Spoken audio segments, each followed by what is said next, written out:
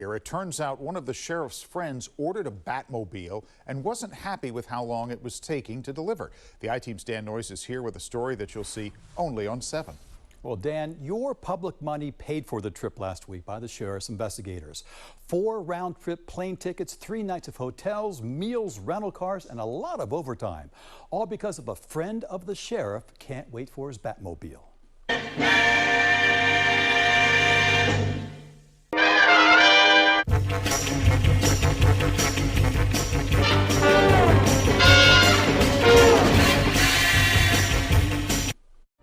Real estate is a lot like surfing. Sam Anagnostio is a real estate agent who lives in Atherton.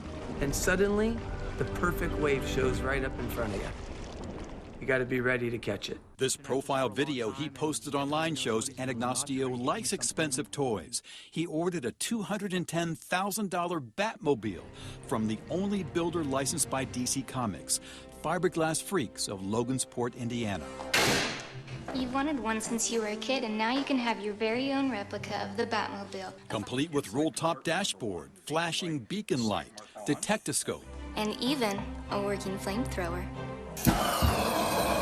Owner Mark Raycup has 9 Batmobiles in production. He tells me Anagnostio was first in line and he paid $170,000, but then missed a $20,000 payment. And he disappeared on me for over 8 months, almost 9 months. Raycup moved Anagnostio to the bottom of the list. He'd have to wait a year and a half or 2 for his Batmobile. He didn't like that. He exploded. He did pay off the entire car at that point, but he was absolutely livid to find out that his car was going to be delayed. Anagnostio filed a complaint with Atherton Police, but last September, the San Mateo County District Attorney declined to bring criminal charges at this time, according to this letter to the Batmobile builder. Anagnostio also filed a lawsuit in San Mateo County Superior Court alleging breach of contract and fraud, but this past March, a judge dismissed the case, saying Indiana is the proper venue. Then, sources inside the San Mateo County Sheriff's Department tell me the realtor asked his Facebook friend, Sheriff Carlos Bolanos, to intervene. He sent a lieutenant, sergeant, and 2 deputies to Indiana. They raided Fiberglass Freaks last week, July 19th. Then they showed the warrant saying that they were here to seize anything to do with his car. So I thought, oh, they're coming in to pick up his car, which is right behind me, by the way. So I thought I was going to have to move my other Batmobiles out of the way to be able to let them take this car. But investigators took only 2 files of documents, according to the search warrant return. Raycup says they read his Miranda rights, brought him to the local jail for an hour, but let him go. He only later found out they got a warrant for his Gmail, contacts, and photos, that they froze his bank account and charged him in California with 2 felonies, obtaining money by false pretenses and diversion of construction funds. I was horrified. I've never gone through anything like this ever before in my life. I am on the side of good. I as a Batman fan since I was 2 years old, this was a completely opposite side. I loved 66 Batman, and Batman always stood with the law. I interviewed the San Mateo County Deputy District Attorney prosecuting this case. You wrote a letter to Raycup in September of last year saying that there would be no criminal charges. What changed? Additional investigation.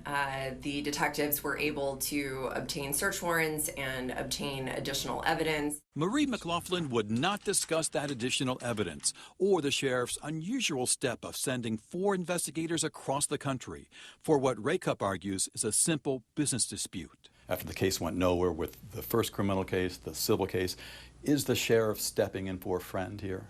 I can't speak to that. I have no knowledge about what relationship, if any, the sheriff has with the victim. I wanted to talk to Sheriff Bolanos about Sam Anagnostio and about the use of public funds. 4 round-trip airline tickets, hotels for 3 nights, meals, overtime. He didn't return my repeated calls and texts to his personal cell phone. His office confirmed he's away on a month of vacation. He leaves office in January after losing the election. The undersheriff now in charge, Mark Robbins, and the department's spokesman, Lieutenant Eamon Allen, refused my request for an interview, citing the ongoing investigation. I just can't imagine why it's in criminal court. It shocks me that it's in criminal court. I ran the case by Tony Brass, former prosecutor for San Francisco and the U.S. Attorney's Office. He says the squabble over a luxury item, the Batmobile, belongs in Indiana civil court, with no involvement by the San Mateo County Sheriff's Department. It simply defies reason, in my view, why so many people, so many high-ranking members of law enforcement would have to go and enforce something so unnecessary and so trivial. I did reach Sam Ignacio by phone in Greece where he's on vacation. He was surprised when I asked about the Batmobile. He said, quote, "I'm dealing with someone privately on that." I asked him, "Who's that?" He hung up. Investigating this story, I learned something more about Mark Rakup. He's a minister. Good evening. I watched his church sermon this past Sunday online. It's the only thing that helps me through this, Dan. I should expect trials and tribulations. It's just part of being a Christian.